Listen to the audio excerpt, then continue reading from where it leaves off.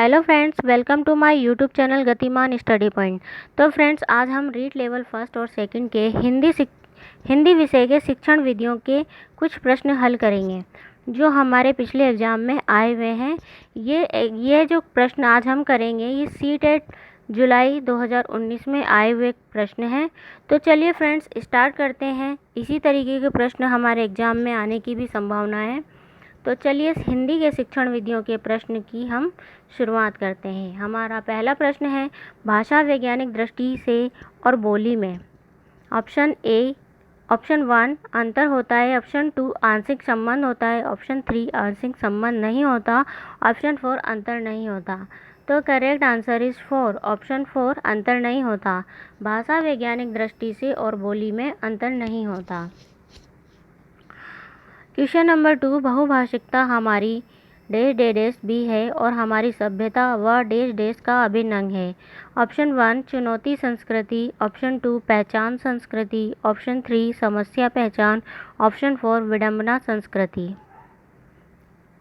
तो इसका correct answer है ऑप्शन 2 पहचान और संस्कृति।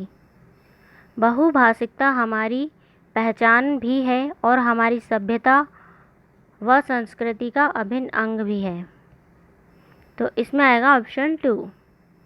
क्वेश्चन नंबर 3 है, एक 3 साल के बालक से किसी भी ऐसे विषय पर अच्छी तरह से बातचीत की जा सकती है जो उसके डैश डैश डैश दायरे के अंदर आता है। ऑप्शन 1 संज्ञानात्मक, ऑप्शन 2 भौगोलिक, ऑप्शन 3 विद्यालयी, ऑप्शन 4 भावनात्मक। तो इसका करेक्ट आंसर है संज्ञानात्मक। एक 3 साल के बच्चे से किसी भी ऐसे विषय पर अच्छी तरह से बातचीत की जा सकती है जो उसके संज्ञानात्मक दायरे के अंदर आता हो। क्वेश्चन नंबर 4 है, विश्व की सभी भाषाएं थोड़े से फेरबदल से एक ही लिपि में लिखी जा सकती है, यह कथन है। ऑप्शन 1 आंशिक रूप से सत्य, ऑप्शन 2 पूर्णतः सत्य नहीं है, ऑप्शन 3 है पूर्णतः सत्य है, ऑप्शन 4 है भ्रामक है। तो इसमें कौन सा आंसर सही है? तो इसका ऑप्शन 3 पूर्णतः सत्य है। विश्व की सभी भाषाएं थोड़े से फेरबदल से एक ही लिपि में लिखी जा सकती है, यह पूर्णतः सत्य है कि विश्व की सभी भाषाएं हैं जो थोड़े से फेर बदल करके हम उनको एक ही लिपि में लिख सकते हैं, ये कथन है जो पूर्णतः सत्य है। क्वेश्चन नंबर 5 है, वेरी इंपॉर्टेंट, प्राथमिक स्तर पर भाषा शिक्षण का उद्देश्य है। तो इसका करेक्ट आंसर है, इसका हम डायरेक्ट करेक्ट आंसर पे आते हैं क्योंकि ऑप्शन बहुत ज़्यादा लंबे हो जाएंगे। तो इसका करेक्ट आंसर है ऑप्शन 3, प्राथमिक स्तर पर भाषा का शिक्षण का उद्देश्य है पठन के द्वारा ज्ञानार्जन एवं आनंद प्राप्ति में समर्थ बनाना। प्राथमिक स्तर पर भाषा शिक्षण का क्या उद्देश्य है कि पठन के आधार पर पठन के द्वारा बालकों में, विद्यार्थियों में पठन के द्वारा ज्ञानार्जन एवं आनंद प्राप्ति में समर्थ बनाना। क्वेश्चन नंबर 6 है, पहली कक्षा में पढ़ने वाली रोशनी लिखते समय अपनी मातृभाषा के शब्दों का प्रयोग करती है, भाषा शिक्षक के रूप में आप क्या करेंगे? तो इसका करेक्ट आंसर है ऑप्शन 3 मातृभाषा वाले शब्दों को स्वीकार करेंगे। क्या है इसका करेक्ट आंसर? मातृभाषा वाले शब्दों को स्वीकार करेंगे। पहली कक्षा में पढ़ने वाली रोशनी लिखते समय अपनी मातृभाषा के शब्दों को प्रयोग करती है, तो हम एक शिक्षक होने के नाते मातृभाषा वाले शब्दों को स्वीकार करेंगे। क्वेश्चन नंबर 7, भाषा सीखने और भाषा अर्जित करने में मुख्य अंतर का आधार है। वेरी इंपॉर्टेंट है, भाषा सीखने और भाषा अर्जित करने में मुख्य अंतर का आधार क्या है? ऑप्शन 1 है भाषा परिवेश, ऑप्शन 2 है भाषा आंकलन, ऑप्शन 3 है साक्षरता, ऑप्शन 4 है पाठ्य सामग्री। तो इसका करेक्ट आंसर है ऑप्शन नंबर 1 भाषा परिवेश। Option number 1 is correct answer. Question number 8, बच्चे सामाजिक अंतःक्रिया से भाषा सीखते हैं, ये विचार किसका है? ऑप्शन 1 जीन पियाजे का, ऑप्शन 2 स्किनर का, ऑप्शन 3 पावलोव का, ऑप्शन 4 वाइगोत्स्की का।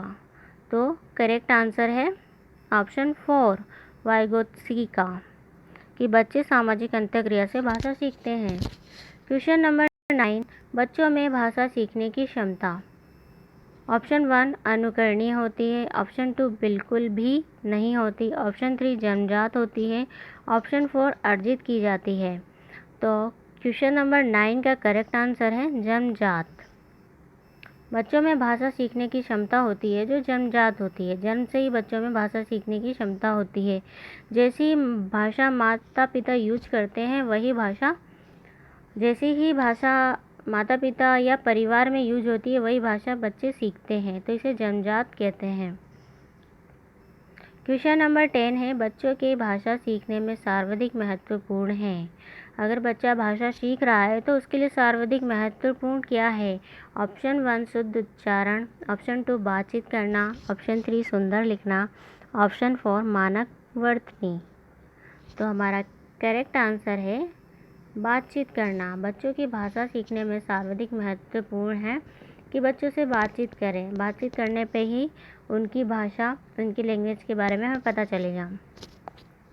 क्वेश्चन नंबर 11, बच्चों की भाषा प्रयोग में होने वाली त्रुटियों के संबंध में कौन सा कथन उचित नहीं है? कौन सा कथन उचित नहीं है, ये चीज़ हमें ध्यान रखनी है कि क्या पूछ रहा है। उचित नहीं है, नहीं है के बारे में पूछ रहा है। तो ऑप्शन पहला इज इनकरेक्ट।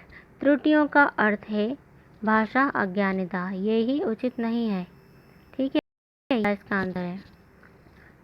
क्वेश्चन नंबर 12, बहुभाषी कक्षा में मातृभाषा प्रयोग को ऑप्शन 1 स्वीकार किया जाना चाहिए, ऑप्शन 2 अधिक महत्व नहीं दिया जाना चाहिए, ऑप्शन 3 अनदेखा कर दिया जाना चाहिए, ऑप्शन 4 अस्वीकार किया जाना चाहिए।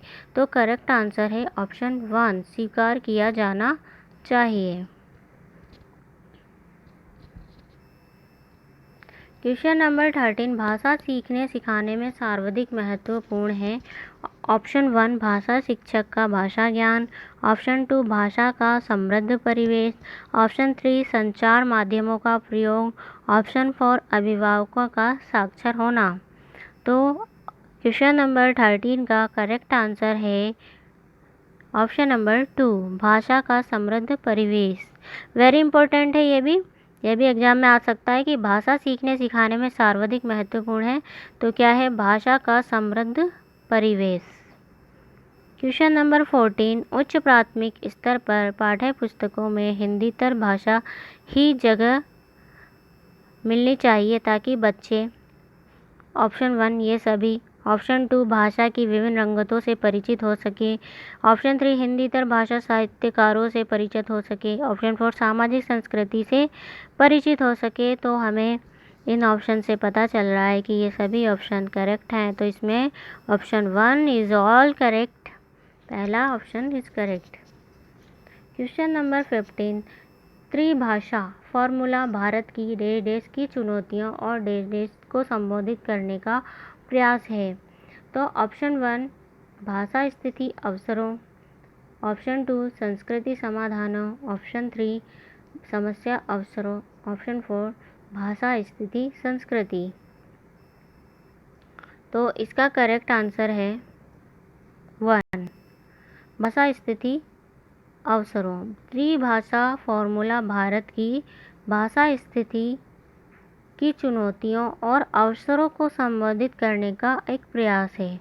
तो correct answer is 1, option 1 is correct. तो चलिए फ्रेंड्स, आज हमने हिंदी विषय के शिक्षण विधियों के 1 से लेकर 15 प्रश्न किए हैं। अब हम सभी सब्जेक्ट की शिक्षण विधियों का प्रश्न के अभ्यास करेंगे।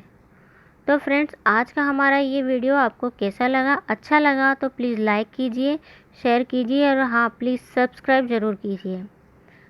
तो हम नेक्स्ट हिंदी की शिक्षण विधियों की नेक्स्ट प्रश्न लेकर आएंगे, शिक्षण विधियों का ही। तो चलिए फ्रेंड्स, नेक्स्ट वीडियो में मिलते हैं। जब तक के लिए बाय बाय।